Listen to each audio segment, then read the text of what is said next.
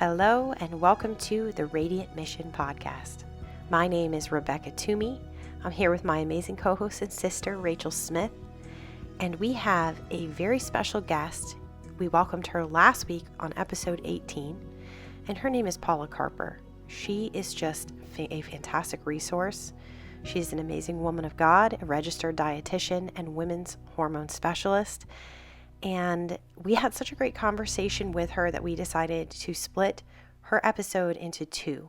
So please, before you listen to today's episode, be sure to listen to episode 18, where we talked about the 101 on hormones, some myths about hormones, and we are going to continue that conversation today. You're not going to want to miss it, so stay tuned.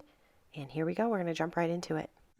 Yeah, definitely. And Paula, I wanted to go back to something you said earlier, because you mentioned with vitamins and supplements and how, we'll hear things on the media or social media and start doing those things. I'm just gonna, where my mind went was when all this stuff was happening with the pandemic.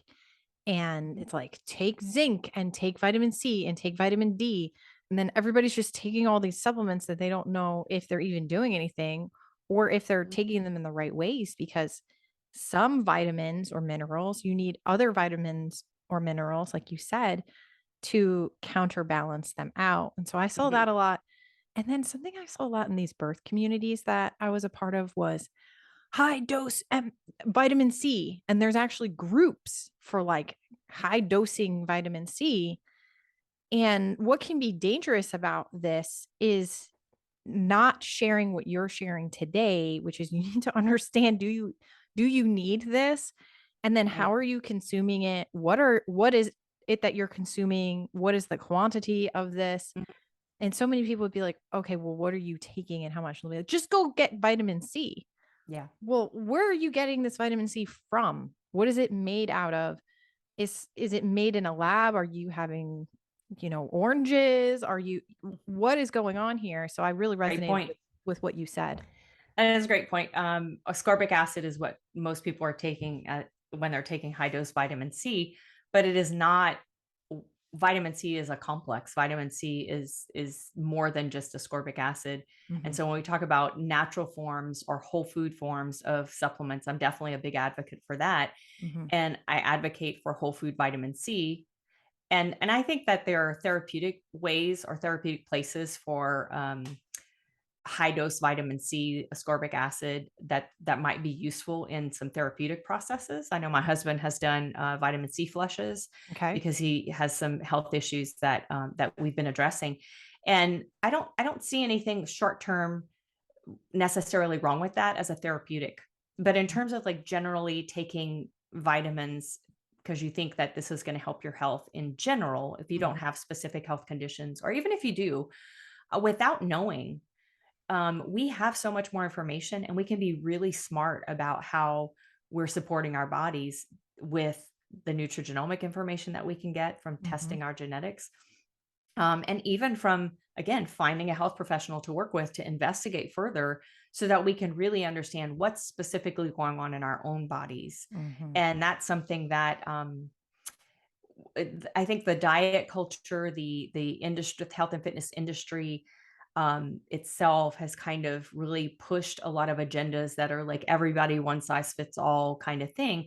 And I think with women especially being kind of enculturated into this diet culture, we tend to equate weight loss with health, and then it kind of gets all lumped in together.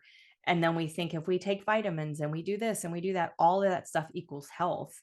And part of that is because we're being marketed to all the time with this stuff. And one of the things I believe wholeheartedly in is that when we step away from that, I talk a lot about people getting off the merry-go-round and playing their own game, especially with women with weight loss. I'm always like, whose game are you playing? And I feel like that's really a tool of the enemy in women's lives, is that the enemy has really allowed this stuff to really come to the forefront of our mind. We've been programmed. Our minds have been captured in that way.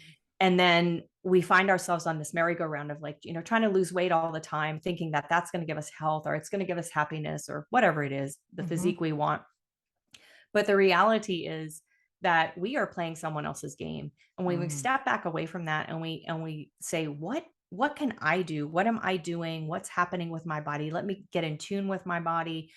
That's when we start to be able to say, what's the game I want to play? What's the drum beat that I want to march to? Yeah. And I think that for women, that's a real strong mission that I have, is to help women to really get more connected to their bodies and help them to find that rhythm and march to that the own beat of the drum, so to speak, because that's where I find we have a lot of intuition, and we're ignoring that because we're being told what we should be doing. Yeah. That's a fantastic point, Paula. I think you are absolutely right. Spot on that we get into these cycles with diet culture. I actually learned recently, after my son was born, I went to a pelvic floor therapist for the first time to learn a little bit more about that. I didn't know anything about it. So I'm like, it can't hurt, And one of the most life-changing things that she told me was about BMI. And she said, that BMI was created by a statistician as a way to gather informational data. It was never meant to be used as a barometer of health. Yet, if you go to any traditional doctor, they're going to say, beep, beep, beep, boop, here's your BMI. You are morbidly obese. And now that's what I'm saying to you today. And of course, they're a doctor. So it's like, okay, what do I do about it? Eat fruits and vegetables. And then the end. Eat less, exercise more. Yeah. Okay. That's what they say. Thanks a lot. But I feel this is something that keeps women stuck. Is because we are told this. I was told from the time that I was 16, 17 years old that I was overweight. If you look at pictures of me when I was 16 or 17, there was nothing wrong with me. It's so crazy. Nothing. If anything, I would be like, I looked a little too skinny. And yet, what did I do? I went on Weight Watchers with my mom as like a teenager and lost a bunch of weight. It starts very early, right? And it was all because my overweight doctor told a teenager that according to this chart, you're overweight. And so, you need to do something about this. Might have been a little projection going on there. I know. It like hurts me to this day that he did that to a young teenage girl. It's just. Oh, it hurts me. Yeah. I feel that. It hurts strongly. Me. And then he's like out in the hallway drinking his Coca-Cola. Wow. Now, something that we talked about on Rachel's episode was about her liver and how it really was not functioning well. She was drinking wine, which when she had her hormone imbalance was making things even worse because it's trying to process this, liquor out of her system while she has all these other things that are going on. And that kind of led to a conversation about the liver and the microbiome. So 2 questions we wanted to ask you were, how long does it take our microbiome to actually reset if we want to reset the stomach microbiome? Because I know we also have one in our mouths as well. And we also were curious if you could tell us a little bit more about the liver pathways and how this all works. Yeah. So as far as the microbiome is concerned, there's so much research that has come out on the microbiome, and we have so much more data, so much more information than we've ever had at any point in time, which is fantastic. And we know that there's a lot of diversity in the microbiome. But I think when it comes to restoring balance in the microbiome, it really depends on what's happening. Once you have imbalance in the microbiome, the good versus the bad bacteria, if you have imbalances in that, and that's the only thing going on, then, you might see that it takes a period of 6 to 12 months, depending on what kind of, interventions you're doing. Also, some of your genetics, it will depend a little bit on your genetics to get better balance. But what I also want to say is that our health is dynamic. our bodies are always interacting with our environment. So if in that 6 to 12 months, you have other things that happen, maybe you have another health crisis for some other reason, something else happens. Maybe it's an injury, a trauma, you know, you have something else that's going to disrupt that. So in general, without any other complications, right, you may expect anywhere between 6 to 12 months. Most people that I work with on gut health, to be honest, like it's usually a 9 to 12 month period that I say is minimum that we're going to be working. And that's because most people who come to me that have hormone and hormone imbalances and gut health issues are having more than just a general dysbiosis of the gut, which is enough of a problem, but they usually have more problems than just an average dysbiosis. Okay. That's very interesting, but it makes sense too. And something else I've been seeing going around a lot of the health communities is talking about antibiotics and how antibiotics can disrupt your microbiome for potentially a year or sometimes longer. Have you heard much about that, or do you talk about that much?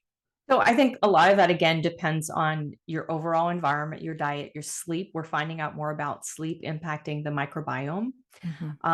And stress, of course, can impact the microbiome. And I think stress and sleep are very underrated. Of course, the impact of stress and the impact of sleep are super underrated. Wait a second. Who's not stressed out and we're getting who's not stressed out and getting no sleep, right? Especially young moms. So that, I mean, it's a huge thing, but I think, again, it goes back to that environment thing. We really are living in a time where our environment, and I'm not just talking about the air and the water and that kind of thing, I'm talking about our overall environment. We're living in a time where everything about our environment is really kind of upside down and completely the opposite of the environment we were designed to live in. I mean, we all know we were designed to live in a garden, right?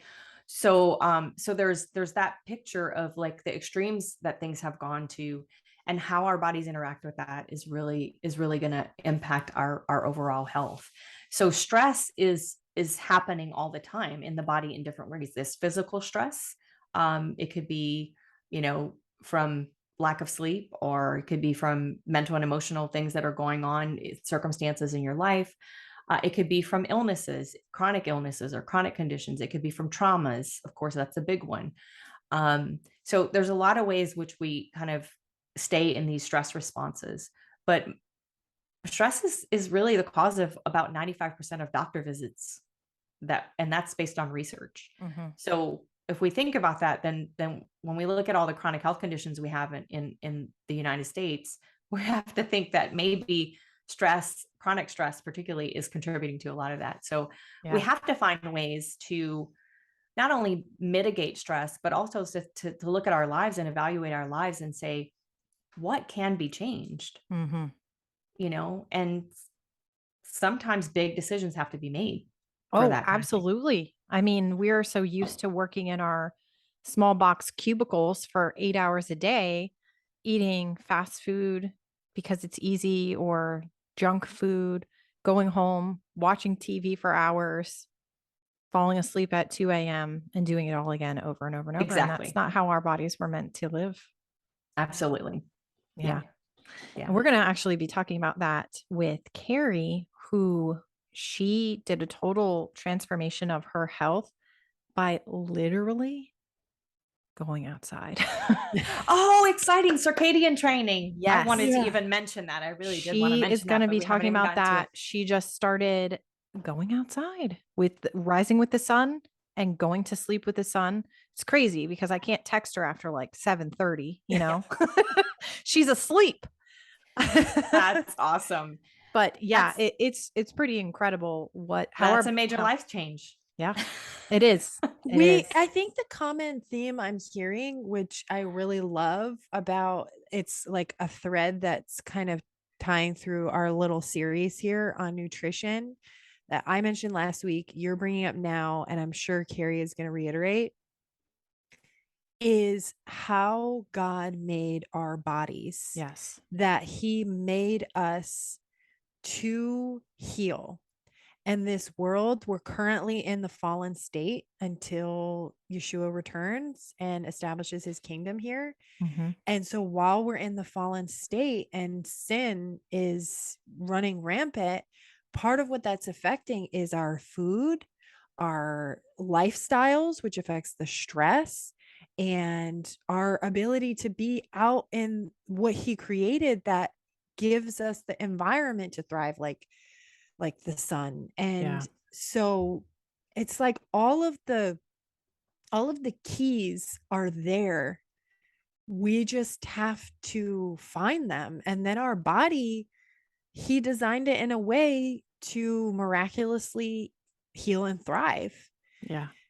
And so it's like it really is like a spiritual battle involved in all this. It is. And all I couldn't help but think, Rachel, was, hey, we all better listen to this advice and get out into the sun before Bill Gates dims it.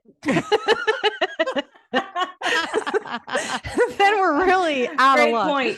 Great point. That's So I'm get glad out you there. said that, Rachel. And I am glad you said that, because that was actually some notes I had made and really wanted to make sure I shared, is that is really the fundamental foundation for all that I do, is that we're wanting to look at, like, how were we designed to live, and then how do we actually do that? And the science is really there's lots of research coming out about rest and how important rest is for us. A lot of research now coming out about circadian training, about sunlight, and what points a day you're getting the particular type of light, the light waves that come from the sun at morning time, at midday, at night, and how that trains our circadian rhythm. And how, when that circadian rhythm is balanced, when we're in sync with nature, our bodies are going to respond and behave the way that they were designed to behave. And we just don't live like that anymore, because we have artificial light. We work in cubicles, all the things. So you're right. I mean, I think you summed it up better than I probably would have. So thank you for that. Aw. Paula, you inspired me too, though, when you I don't know what it was, but about the way that you said we were meant to live in a garden. And it made me think about my daughter, who's almost 3. And when we go outside, we have some raised beds in the backyard and some on the side, and we grow things. I'm learning to garden more. And it always makes me so happy, brings so much joy when we're out there and she picks things and eats them right from the garden. And the way that you said that, I'm like, man, I got to hedge out my whole yard and just make a huge, big garden. We could just go out here and sort of live from it. But it's really hard to actually live from your own food sources. Yes, it is. The Epic Gardener, he did that for like a month or 2 or something, where he had to live from his own garden and either trade or barter to get fish, or he fished to get food and stuff, but no going to the grocery store. And he said it was really hard. Oh yeah, I bet it was, to get enough calories and everything in order to live. But well, luckily after the flood, God gave us animals to eat. So there's that. Yes, exactly. So he traded a lot of his fruits and nuts and whatever he had for meat to other people. So he could either trade or barter or eat from his own yard. So great. Yeah. So great. It's pretty cool concept. Yeah. When you said what you envisioned, I as soon as you started saying it, I said, this is Rachel's sister. I just saw myself transforming my whole backyard. And I was like, there she is. Yes. There she is. Paula has spent a lot of time with me. So it's funny for her to be talking to you, and because we're a lot alike.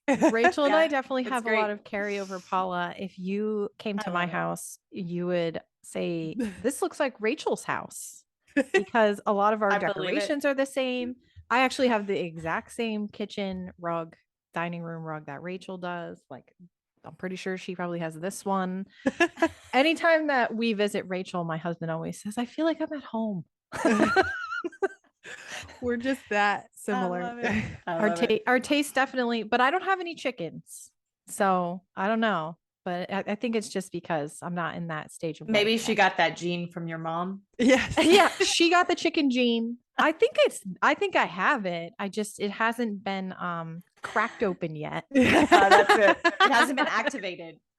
Turned on. Not activated. It's in remission or whatever. That's great. So Paula, if someone is listening today what is one thing that they could do to transform their health for the better? Oh my gosh. Their For 5. health. There's so many things. But I think that again, it comes back to like the fundamentals. I think one of the best things they can do is to sit down and start to evaluate their own life, their own day-to-day lifestyle, and even their food intake, because that's part of your lifestyle. To really sit down and really take an inventory of that, I think is a really important thing that we do, because again, I talked about when you are getting these messages all the time, people telling you what to do, the gurus, and all the experts telling you what to do. Women have such strong intuition about their health, about their children's health. I see it all the time. And I never want women to ignore that. So that's a big part of that puzzle, is like listening to their own intuition about their health, trusting it, learning to trust their bodies again, and trust what their bodies are telling them, and trust that they have some insight into their bodies. That's a big piece of the puzzle, because we go to doctors as women. Historically, women are not really treated very well in the medical system. They're dismissed a lot. And so we have to start taking back that ownership and say, I know I'm not crazy, because a lot of times that's what we hear when we go to the doctor. And even if we don't hear you're crazy, we hear something similar, like you need to be on antidepressants or whatever it is, You just hit me with one that I had. Oh, totally. I went to OBGYN to get Mirena taken out because it made me feel like I was insane, and I literally was having suicidal thoughts. And this male OB said to me, you just need to be on antidepressants. And then I punched him in the face. And, no, I'm just kidding. I did imagine that after the fact, because it was just the worst possible thing that you could say to me, because I knew that was what the problem was. And it was. I literally, after I got that thing out, Paula, the next day, which by the way, I had to have it surgically removed because it was embedded to my uterine wall. Mm-hmm. The day after, my husband, who we were just dating at the time, he said, you're a different person. Wow. You're not even the same person that you were yesterday. Like, he could tell immediately. Wow. I was so anxious. I was always crying all the time. And I kept telling him, like, this isn't me. I know something is wrong. So that's amazing. You're right. Your intuition, and you have to not listen to some people sometimes in that search, right? In that quest, because you know what your body is telling you. Yeah. And you sometimes have to choose not to listen to a doctor. Yes. Yeah. And I always advocate for, like, if you think that there's something truly, sinister going on in your body and you need medical care, seek it out. And if you find a physician that is not listening to you, mm-hmm. seek until you find someone who will listen to you. Yeah. That is the most important part when That's you actually great advice. need medical care. Mm-hmm. But when it comes to things that are not, where you don't think that there's something so huge going on, and you've gotten some medical input, you also have to really come back and learn to listen to yourself and trust your intuition. And if you find a doctor that is willing to listen to what you think about what's going on with you, mm-hmm. that's a slam dunk. And that's a little more difficult to find these days, but they are out there. I really believe that there are doctors out there saying, what do you think the problem is? Mm-hmm. And I ask that question, I know, of my clients very often, is, what do you think the problem is? Mm-hmm. Because a lot of times they're onto something. Yeah. Yeah. I think too, our personal convictions, right? Like, I had a very strong conviction when I was pregnant that I needed to give birth at home, and I was going to have a natural birth. Like, the Lord was saying that to me. And I had even midwives who are a little less medical than doctors or an OBGYN were like, well, there is a chance that you could have a uterine rupture. But I knew I wasn't going to have a uterine rupture. The Lord told me what his voice was very clear. Like, you're healed, you're fine. And that was true for me, so I'm not saying that is necessarily true for every person, but right. We also do need to listen to where the Lord is calling us with things. And especially when it comes to things that affect our hormones. Rachel, you had the same, very similar scenario when that doctor said, well, if this isn't working, we'll put you on Clomid. And she was like, that's not what the Lord is telling me to do. Yes. Yeah. I think I thought of exactly that as you were talking, Paula, is it was my intuition that told me this is not the path for you. And I didn't even understand why yet. Like I didn't know anything about that. All I knew is I don't even think I met you yet to like even have an idea of a health pathway. Mhm. But all I knew is that it was that intuition or that just that, Holy Spirit conviction that a lot of people, don't really understand or they don't give it a lot of credence.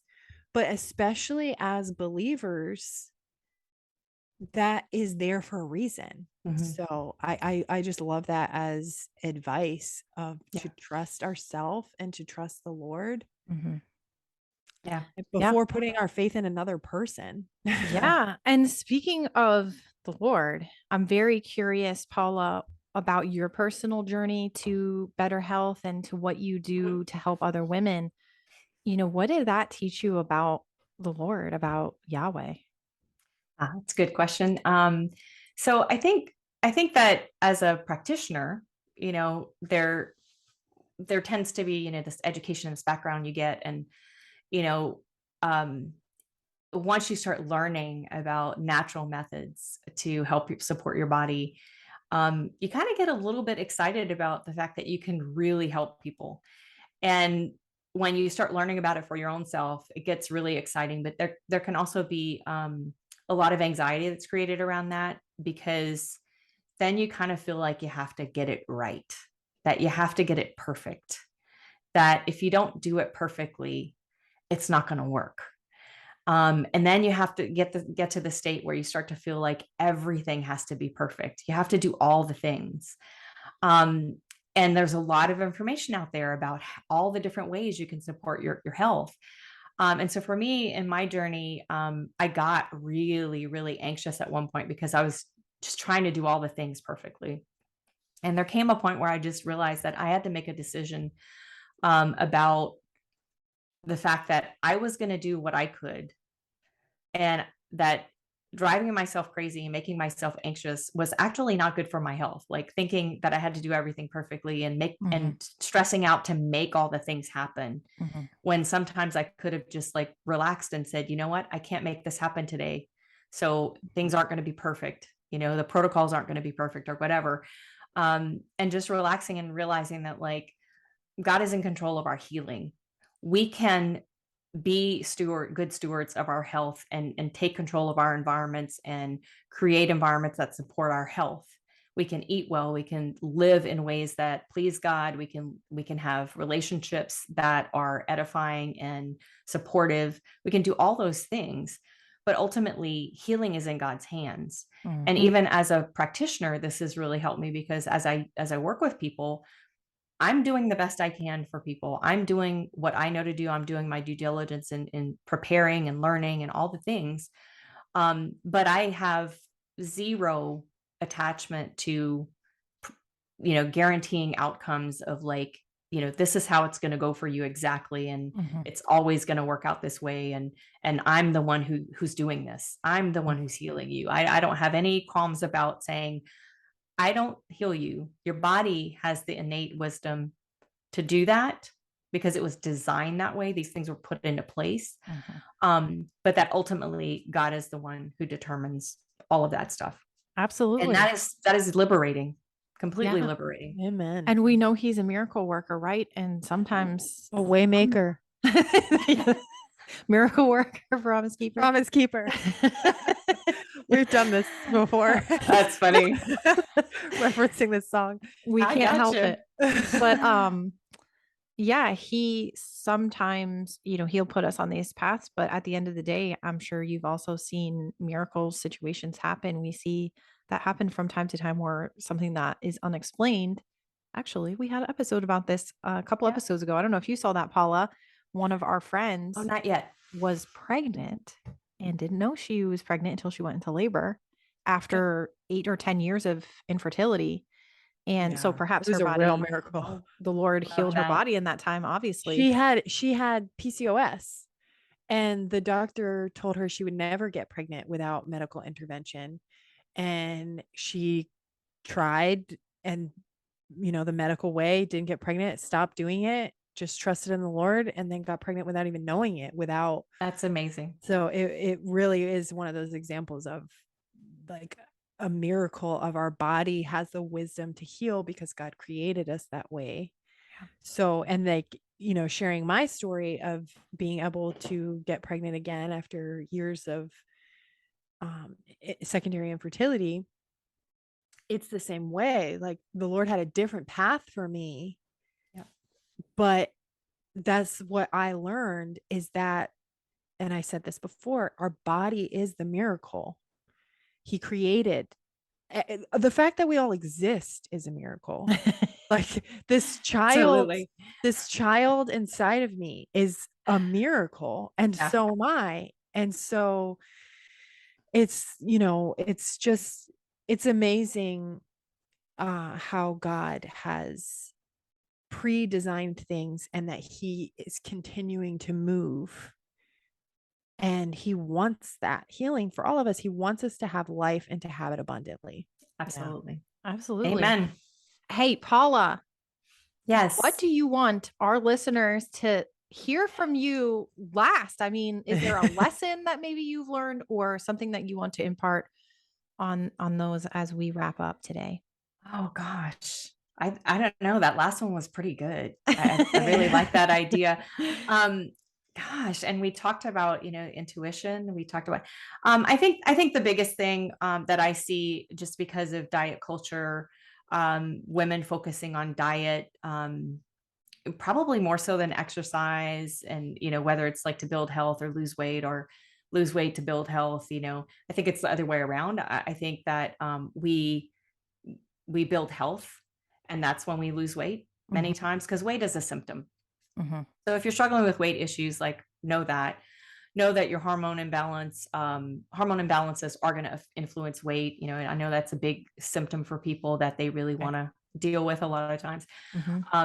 But I think ultimately, one of the things that we really have in our food environment right now is that we have a lack of balance. And I think meal composition is probably one of the biggest things that women need to really focus in on. Okay. Calorie counting, keto, low carb, whatever, low fat, all the different things, like skip all that, focus in on meal composition.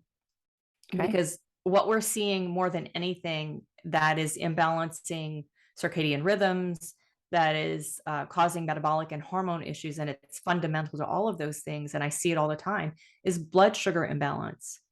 That is a huge driver of hormone imbalance. Okay. And so a lot of that is due to the ways that we're being taught about how we should eat, and the lack of understanding about how we need to feed our bodies. So I think that when it comes to overall health and even hormonal health, then focusing in on having balanced meals to build better blood sugar balance, that is going to be the ticket to avoiding a lot of the health conditions that we see these days, including hormone balance. I'm assuming you're referring to fat, protein, carbohydrates. Correct. Macronutrients, carbohydrates, protein, fat. Is there a specific balance that is good for women, or is it going to be different for every woman? So I think that there's a range of variation, but I think that for women, there's differences, I think, that we tolerate at different stages of life. So since I work a lot with women in what we would call midlife, perimenopause, menopause, in their, women over 40, let's say, it's a little bit different than women in their 20s and their 30s. There are some fundamental things that are the same. Blood sugar balance is going to be critical in all those areas of health, for hormone health, for both of those groups of people. But then ultimately, there are some differences in the way that there are changes in the way that we handle carbohydrates, and also just the way that we manage our glucose metabolism when we are cycling females with well-balanced hormones versus when we are losing our hormones, when our hormones are what we call waning and going down, and we're losing estrogen. as the primary hormone that we tend to that gives us our youth. But that changes how we metabolize glucose. And so there are some differences between like a cycling woman and then a premenopausal or perimenopausal or menopausal woman, and how they're going to how those things are going to impact their blood sugar. So ultimately, I really am a strong believer in a kind of protein forward kind of focus in terms of how we serve our plates. It doesn't mean that we should all be eating, tons and tons of protein, but it does mean that we do need to actually focus in on making sure we get protein at our meals. Yeah. And what I see in practice is that so many women are just literally skipping, and this plant-based diet trend that we've been seeing is a big part of why that's happening. And I'm a firm believer in eating your vegetables. I believe that you should eat a variety of vegetables and eat lots of them. But when we talk about the difference between plant protein, and we could have a whole nother episode on this, plant protein versus animal protein, hands down is going to be your highest quality protein. And getting women to eat animal proteins at each meal is I think a difficult proposition for many women. And a lot of that has to do with digestive capabilities. Again, that's another episode that I love it. We actually talked about this with Leah a bit she had struggled with infertility as well. And she was vegan for a number of years. And her intuition was telling her to stop doing that it wasn't a good idea, and that she needed to eat meat. And sure enough, when she started eating meat, she started to feel better. And just felt like that was what she was supposed to be doing. And she said, I knew something was wrong because there was no way I could get enough protein from plants without supplementing with artificial man-made protein. And that's how I knew that this wasn't right for me. So absolutely. I thought that was really, really interesting. It's wise. Yeah. It is. Well, Paula, thank you so much for coming on with us today. You need to write a book or 10. My husband's been saying that for years, and I'm like, really? I don't know. Yes. This is why she's doing a podcast, and I can't wait to hear it, because I could hear every single one of these topic breakdowns. We will be your first listeners when you go live with that. I'm so excited. Absolutely. I'm thrilled. Thank you guys for having me on. I mean, this has been a pleasure on so many levels. Like, letting me talk about what I love is amazing. But also, talking about your journey, Rachel, some of the things in your journey, Rebecca, and just getting to know you and see you both together interacting. It's such a blessing to see sisters who have so much respect and love for each other, and just enjoy doing something like this together and sharing it with the world. It's amazing. Thank you. Thank you so much. And if you're listening and you need to get your life right, call Paula. You can find her at Paula Carper with a P.com, or on social media, Paula Carper. And go to her website, because she has some great stuff. I believe you have some assessments that women can take too. She can help with your hormone issues, if you got hormone issues, and something that is specific for your body, not something that's just random, as we talked about this whole time. We're all different. Yeah. I wanted to ask you real quick, because I didn't ask you this before. I don't know if you mind me sharing. I do have a program, a very small, short program that I love to share with people. It's called the 5-Day Fatigue Fix. It is not just to help people fix fatigue, but energy balance is really important, and blood sugar balance is a big part of that picture. So I did mention blood sugar balance, and this program really focuses in on how to help you figure out how to serve your plate, how to create that meal composition. And it's a 5-day kind of implementation program, and it's really great. It's very inexpensive. And I think it's worth looking at. It's about an hour-long video training, and then we have a guide to walk you through the whole process. And I just think it's a really important place for people to start, and it's why I created it. It's something I created specifically for women. So good. Thank you. If you're interested, that's available through the website. If you get on the website, I'll throw that in our show notes, Paula, so folks can get to that quickly and they can just click. Yeah, no problem. Great. Well, thank you so much again for being here with us today. Thank you so much for everybody that's tuned in. If you'd like to follow along outside of the podcast, Of course, you can do so on Instagram, Facebook, YouTube, our website, all the Radiant Mission. And we can't wait to talk to you more about health as we continue in this journey. Today, I would like to close with 3 John 1:2. Dear friend, I pray that you may enjoy good health and that all may go well with you, even as your soul is getting along well.